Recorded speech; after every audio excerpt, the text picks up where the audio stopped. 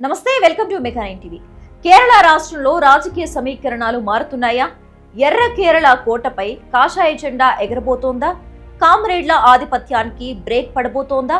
రాజధానిలో BJP mayor రాజకీయ మార్పుకు ఆరంభమా? తిరువనంతపురం చరిత్రలో ఇది టర్నింగ్ పాయింటా? అసెంబ్లీ ఎన్నికల దిశను మార్చే ఫలితమా? కేరళ రాష్ట్రంలో కమలం పార్టీ ఒక కొత్త అధ్యాయాన్ని లిఖించింది. ఈ రాష్ట్రంలో హిందువుల సంఖ్య చాలా తక్కువగా ఉంటుంది. 30% ముస్లిం జనాభా ఉంటే 20%కి పైగా క్రిస్టియన్ జనాభా ఉంటుంది. అంటే దాదాపుగా 50% వరకు జనాభా వీళ్ళదే. కేరళలో అసలే హిందువులు తక్కువ, అంటే వారిలో కులాలు వర్గాల పరంగా విడిపోయి ఉన్నారు. ఇతర రాష్ట్రాల్లాగా ఇక్కడ కూడా హిందువుల్లో ఐక్యంగా ఉండరని వాదన ఉంది.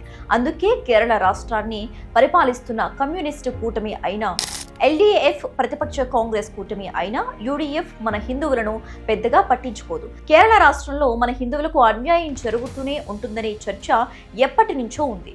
ఇక్కడ ముస్లింలు ఎల్డీఎఫ్ కు, క్రిస్టియన్స్ యూడీఎఫ్ కు ఓట్లు వేస్తుంటారు. ఇక హిందువులను కులాలు వర్గాలుగా విభజించి ఓట్లను సంపాదిస్తుంటారు.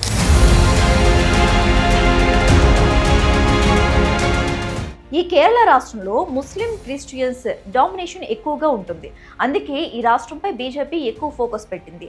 హిందువులంతా ఐకమత్యంగా ఉండేలా చేసేందుకు అనేక ఉద్యమాలకు తెరతీసింది. గత 10 ఏళ్ల నుంచి బీజేపీ పెద్ద ఎత్తున ప్రజా పోరాటాలను నిర్వహిస్తోంది. దానికి తోడు హిందువులందరినీ ఏకం చేసేందుకు మన రాష్ట్రీయ స్వయం సేవక సంఘం కూడా రంగంలోకి దిగింది. వేల సంఖ్యలో శాఖలందరినీ కూడా ఏర్పాటు చేసి పెద్ద సంఖ్యలో హిందువులందరినీ మేల్కొల్పటం మొదలుపెట్టింది. అయితే కేరళలో బీజేపీకి సరైన నాయకుడు లేకపోవడం పెద్ద మైనస్ గా మారింది. అయినప్పటికీ త్రిపురలో లాగా మొత్తం బీజేపీ శాఖను యాక్టివేట్ చేసి అందరూ కూడా ప్రజా ఉద్యమాల్లో పాల్గొనేలాగా కమలం పార్టీ చేయగలిగింది.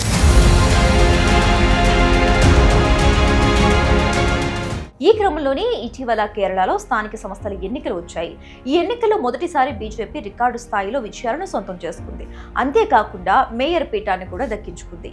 ఎన్నికల్లో తొలిసారి ఏకంగా 1910 వార్డులు గెలుచుకుంది.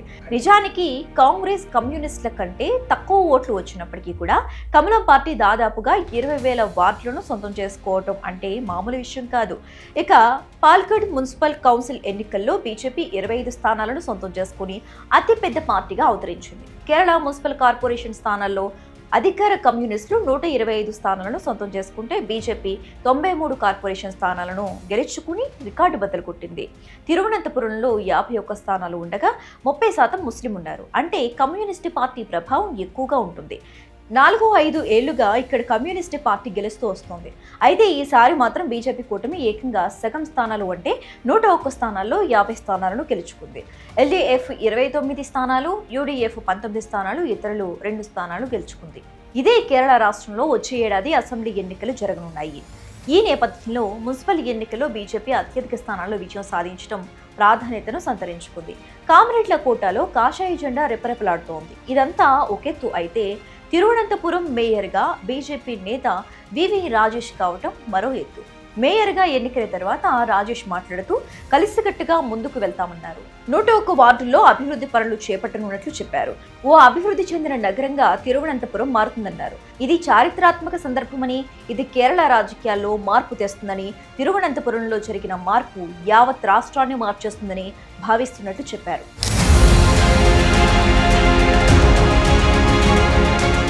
కేరళలో బీజేపీ ప్రాబల్యం తక్కువే. బీజేపీ రాష్ట్ర కార్యదర్శిగా ఉన్న వివి రాజేష్ ఇటీవల జరిగిన మున్సిపల్ ఎన్నికల్లో కొడంగనూరు వార్డు కౌన్సిలర్గా గెలిచారు. ఆ విక్టరీతో ఇప్పుడు ఆయన తిరువనంతపురం మేయర్గా మారారు. మరో 6 నెలల్లో కేరళలో అసెంబ్లీ ఎన్నికలు ఉన్నాయి. ఈ నేపథ్యంలో రాజేష్ కు కీలక బాధ్యతలు దక్కాయి. 2016లో విమం సీటు నుంచి బీజేపీ అభ్యర్థిగా రాజగోపాల్ గెలిచారు. ఆ తర్వాత 2024లో త్రిశూరు నుంచి సురేష్ గోపి విజయం సాధించారు. మేయర్ రేసులో రాజేష్ కు 51 ఓట్లు పడ్డాయి. తిరువనంతపురం మున్సిపాలిటీలో మొత్తం 100 మంది సభ్యులున్నారు. సిపిఎం కు చెందిన ఆర్పి శివాజీకి 29, కాంగ్రెస్ అభ్యర్థి కేఎస్ శబరినాథన్ కు 19 ఓట్లు పోలయ్యాయి. ఓ ఇండిపెండెంట్ అభ్యర్థి గైర్హాజరయ్యారు. రెండో స్వతంత్ర కౌన్సిలర్ పి రాధాకృష్ణన్ ఓటు విషయంలో కీలకంగా మారారు. అయితే ఈ నేపథ్యంలోనే బీజేపీ పాగా వేయడంతో కమ్యూనిస్టులో భయం మొదలైంది. ఇలా బీజేపీ విజయం పట్ల ప్రధాని మోదీ సంతోషం వ్యక్తం చేశారు. ఇది కేరళ రాజకీయాల్లో ఒక ముఖ్యమైన మలుపని ఆయన అభినందించారు. దాదాపుగా 45 ఏళ్లుగా అధికారంలో ఉన్న ఎల్డీఎఫ్ ను ఓడించేందుకు క్షేత్రస్థాయిలో పార్టీ కార్యకర్తలు చేసిన కృషియే కారణమని చెప్పారు.